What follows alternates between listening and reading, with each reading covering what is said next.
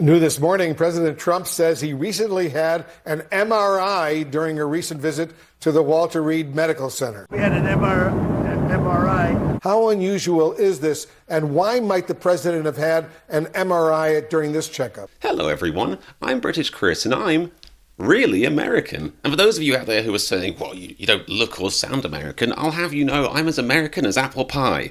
As in, I was invented by the British, but now the Americans claim me as their own. Everyone's favourite president, Jabba the Hutt, Donald Trump, recently revealed that he had an MRI scan. An MRI. Which of course he was very modest and normal about. And it was perfect. The doctor said some of the best reports for the age, some of the best reports they've ever seen. However, there are some interesting cries by medical experts saying this might actually not be normal at all. Let's check it out. An MRI is never part of a routine evaluation, whether you're President of the United States or whether you're just a civilian. Now, the headline is, Trump basically acts like not only is this normal, but it proves that he's healthier than ever. But it's not normal at all. It's a very, very serious thing. And if you want to find out how serious it is, obviously keep watching, like and subscribe. So we don't know why his doctors asked him to undergo that test, and that's a big question. The other question is, why did they decide not to inform the public that they were doing that? Why was that deliberately left out? So the main headline here is Trump has had another MRI, and in usual Trump humble fashion, he said it's the best MRI anyone's ever seen in the whole world ever. In fact, my sources are telling me that when they showed the president his MRI, the doctor on duty was forced to salute at the image of the MRI. So good and so American was it. Now, there is an interesting angle here when it comes to transparency, because legally speaking, US presidents aren't required to disclose their health statuses. You know, it's obviously kind of nice to, especially when your president's nearing the age where if it was your parents, you'd be sort of like, well, you know, the housing market's not great yet, but maybe soon? So yes, he's not required to tell us about his health, although he did promise that he would give us his health records and then didn't. Interestingly, presidents aren't also legally required to not lie, which is very useful for Mr. Trump. The reality is, Trump's health data is protected by HIPAA, or HIPAA, and one of the few times you can be sure that Trump will respect the law is when it benefits him. Now, Trump promised he would release his health records back in 2024, which, I don't know if you're keeping track, but that was a year ago. Donald Trump recently claimed he's in better physical shape as a president than Barack Obama, who was 51 when he started his second term, just a small 28 years younger. The man is truly a miracle. I mean, to be fair, I do think I've gotten healthier between, you know, like my mid-20s and my mid-30s, but I did stop eating a whole pint of Ben & Jerry's fish food for breakfast, and I don't currently have the Grim Reaper gently playing with the back of my hair.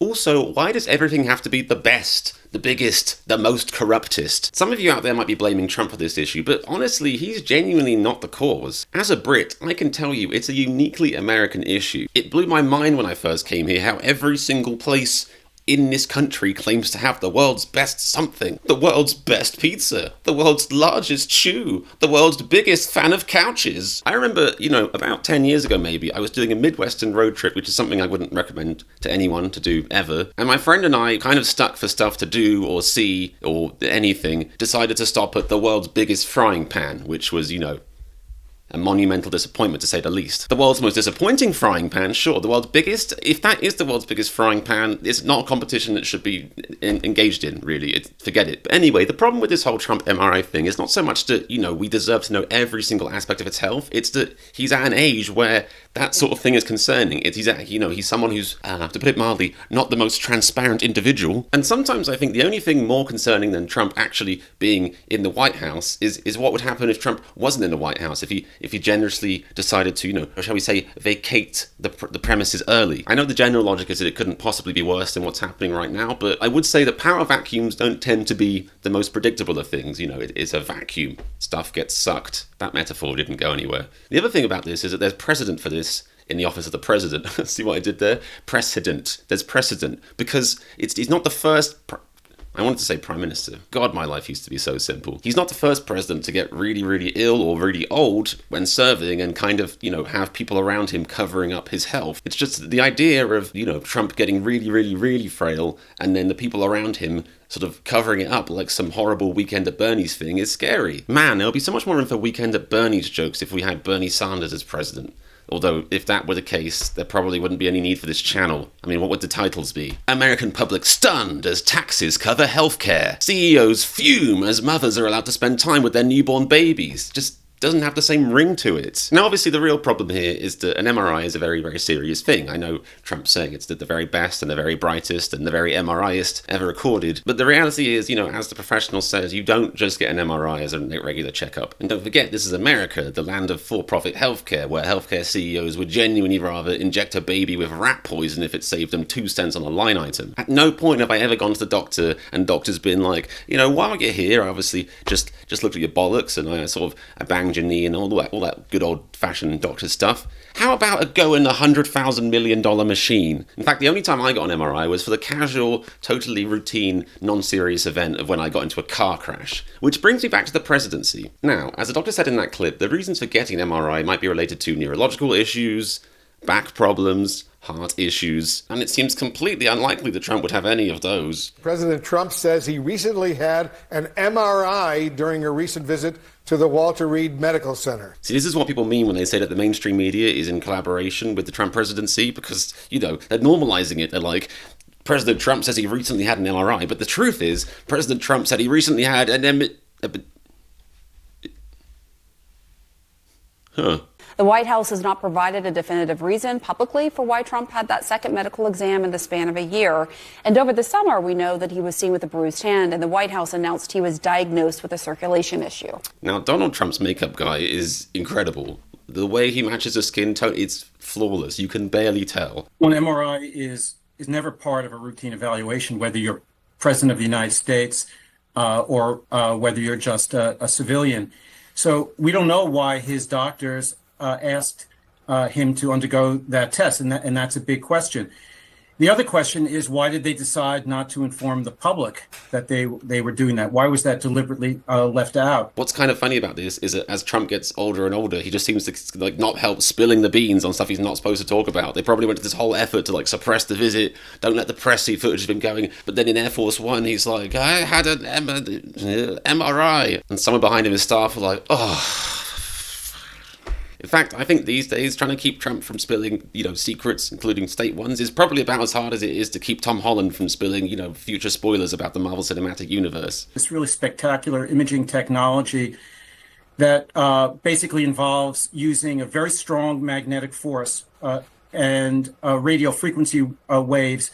Now, this image is amusing to me. It kind of reminds me of that clenched fist meme. The magnetic force basically aligns all of your hydrogen ions into a certain direction, and then they are basically disrupted by these radio frequency waves. Imagine how they had to explain to Trump how an MRI works. They couldn't say any of this shit. They'd probably be like, it takes a picture of your insides.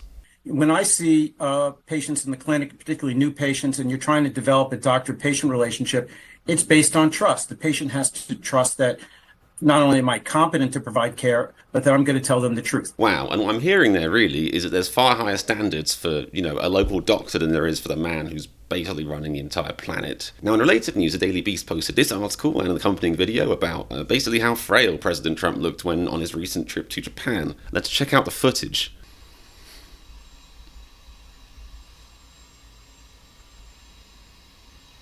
This is as pedestrian as Trump's movement isn't. I'm going to speed this up. Okay, well, yes, his left side looks a bit stiff, and, he was walking down very gently. But what's the real headline here? Breaking news. Old man walks slowly downstairs. I don't think there's much to be gleaned from that video, other than the fact that it's kind of a part of the problem, or a sign of the problem, when we breathe a sigh of relief, depending on what side you're on, when they successfully navigate a set of stairs. A task that is normally only impressive when pulled off by a baby or a turtle. Now, you might be shocked to hear this, but I'm not a doctor, so it wouldn't really be right for me to speculate too much on this, but I think, the general idea is that it does seem like President Trump's health is deteriorating. His speech has been more funny recently, he's forgetting more words and places.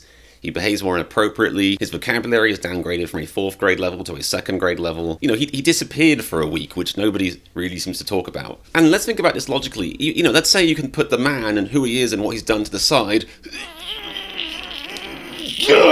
He is, at the face of it, a 79-year-old man. This is not a young man. Now, it's not uncommon for a conversation about a 79-year-old man to go like this. Wait, what? You're saying Grandad got out the house and he took the bus into town and he's in the shop. Oh my God, I'm leaving work. I'm going to be right there. Imagine if the conversation was this. Wait, what? You're saying Granddad's on TV? He's president of the USA? He can't even tie his own shoes. I don't want to hear about MRIs from world leaders. I don't want to see pictures of their bruised, decaying hands as their flesh falls off their skin. Literally the only coherent argument I can think of for why we shouldn't have term limits is how hilarious it was seeing footage of people react to Donald Trump shitting his pants. But it's not enough, that the balance of, amusing pants shitting videos versus, the highest office in the world being made into a laughing stock. It doesn't even out. And it's especially concerning in an era where the phrase term limits might as well refer to someone's lifespan rather than the actual law. Thanks for watching. I'm British Chris and I'm really American.